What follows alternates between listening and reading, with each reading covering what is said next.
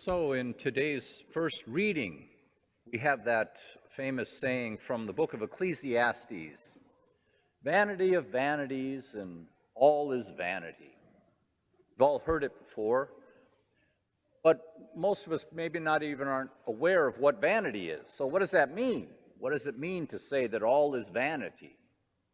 And that's where I'd like to start today, is let's talk about that vanity, what vanity might be. We associate vanity possibly with spending a lot of time looking in the mirror at ourselves, but what's behind that? It's not simply that. There's more to vanity than that. What's behind me looking in the mirror? Well, I'm very concerned about how I'm going to appear to others.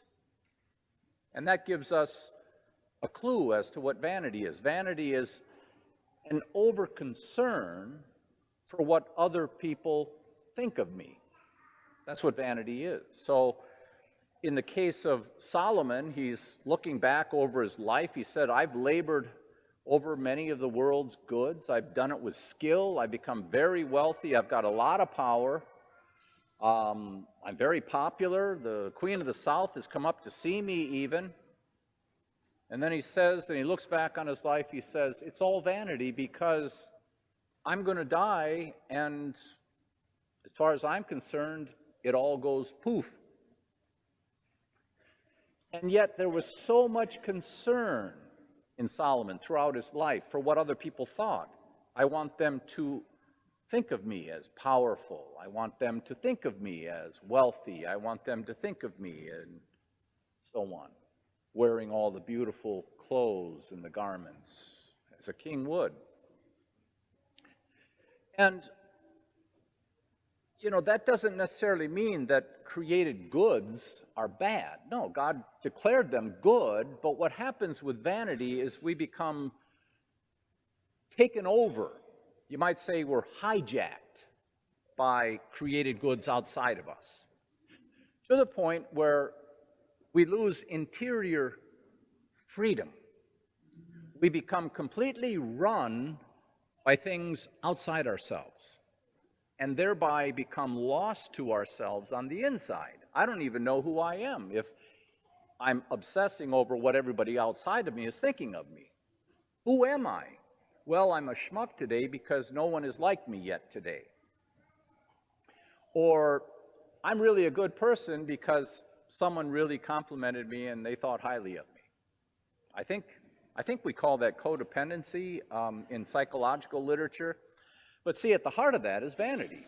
That's at the heart of vanity, the vice of vanity. I'm so over-concerned for the opinion of others that I would even go so far as to offend God than to risk the unpleasant assessment of others around me.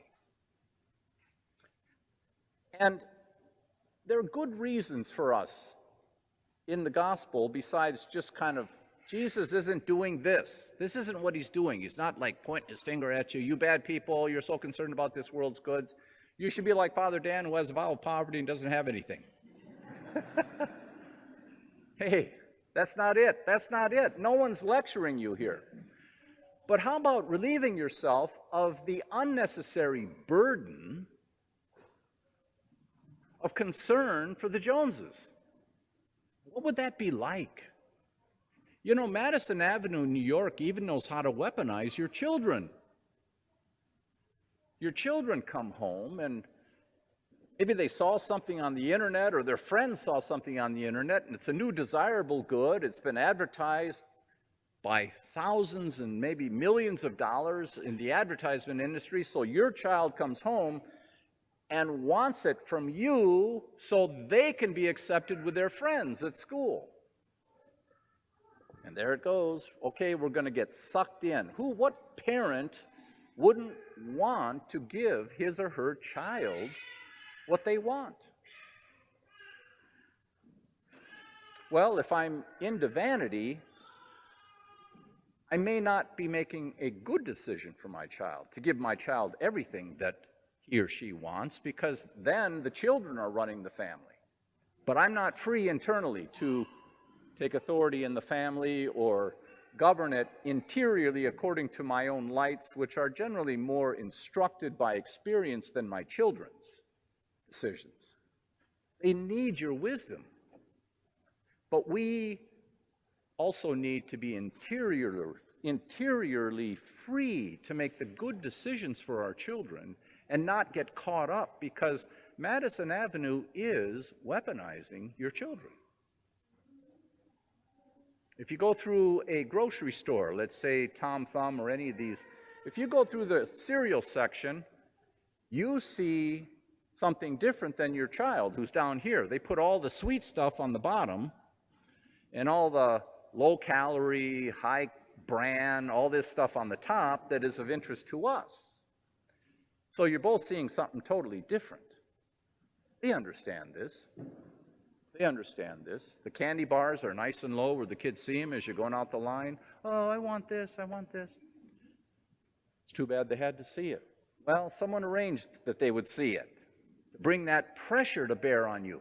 See, this is what I'm talking about. And if I'm into vanity, I become enslaved to the opinion even of my own children of me, and the children are running the family instead of mom and dad. And that's not good. That's not good. You're depriving your children of your wisdom and experience, and they need it. They need guidance. There might be some young people here right now saying, oh, I don't like Father Dan. He's telling my parents not to give me everything I want. Yeah, that's what I'm saying. That's what I'm saying. But it's for your own good. It's for your own good. Because I happen to trust your parents' experience more than I do yours at this point. Which doesn't mean you're stupid. I'm not saying that. I'm not saying that. How far does that go? Let me stay away from that rabbit hole. But you get the idea. See, this is what Jesus is talking about here. We need to become interiorly free to serve God and to serve one another instead of becoming enslaved to what's going on outside of us and getting all entangled in that. And of course, I think it's providential that Pope Francis has a devotion to Our Lady, Undoer of Knots. I mean, you get all tangled in that world out there, and it's almost like someone's taken your shirt and pulled it over your head, and you can't see a thing because you're getting pulled out of yourself. Where am I? It's all dark. I don't know who I am. That's vanity. It's enslavement. And we're not meant to be slaves. We're meant to be free. We're not meant to be slaves to Madison Avenue. We're meant to be free in Jesus Christ. Serve God and love Him above everything, because that's right order. That's right order. So brothers and sisters, when you hear this, vanity of vanities and all this vanity, Solomon basically is looking back over his life and saying, everything I work for is just going to disappear as far as I'm concerned. It's going to go to God only knows who. I don't know who. They'll fight over it probably when I die. But I don't get to enjoy it because you can't take it with you. It's over. It's over when you die. That's what the gospel is saying. But see, here's the last thing I would just say before I end this. You might think that because you can't maybe give your children, or maybe you can't afford right now the lifestyle you would like, maybe you're a young family just starting out, you want to go 0 to 60, the pressure is on and it's not working. So therefore, you're a failed man, you're a failed woman, you're a second-rate citizen, you're sloppy seconds. You feel second-rate. Why? Because you're not keeping up with your goals that may be instructed by vanity. See, that's what vanity does. It just puts this pressure on you. So much pressure. And so you come up a failed, maybe husband, because you can't supply enough. And you think, well, you start filtering God through your vanity, and God doesn't love me either because I'm failing so terribly as a father. My life is a miserable mess. And you're filtering God through your vanity. And God is just like, I want to free you from that vanity so you can see me for who I am. And I love you. Thus will it be for all who store up treasures for themselves in this world, but are not rich in what matters to God. See, just because you can't put everything on the time scale of a vain pursuit in your life doesn't mean you're failing. It doesn't mean you're failing. And it means that it doesn't mean that you have nothing to offer other people, your own children and members of the family. What about the things that matter to God? What about those? What about those riches? My dad, before he died, I think in some ways felt like a failure, maybe in some ways, because he couldn't provide as much as he hoped to for us financially. Because he always was on the pursuit. He was an architect, and he was always in pursuit of that big deal. He's going to bring home the big money, and we're finally going to be in it. My mother kept hoping for it, and my dad wanted to give it to her, and it never panned out. I happen to believe it's by God's providence. As I said to him at the end of his life, before he died of cancer, I said to him, you know, Dad, you've got so many riches in your family. All of your children are still practicing the faith. By the grace of God, I'm a Catholic priest. I can't take credit for that, but I am. That's who I am. You've got children that are married. You've got grandchildren. Look at these riches you've got.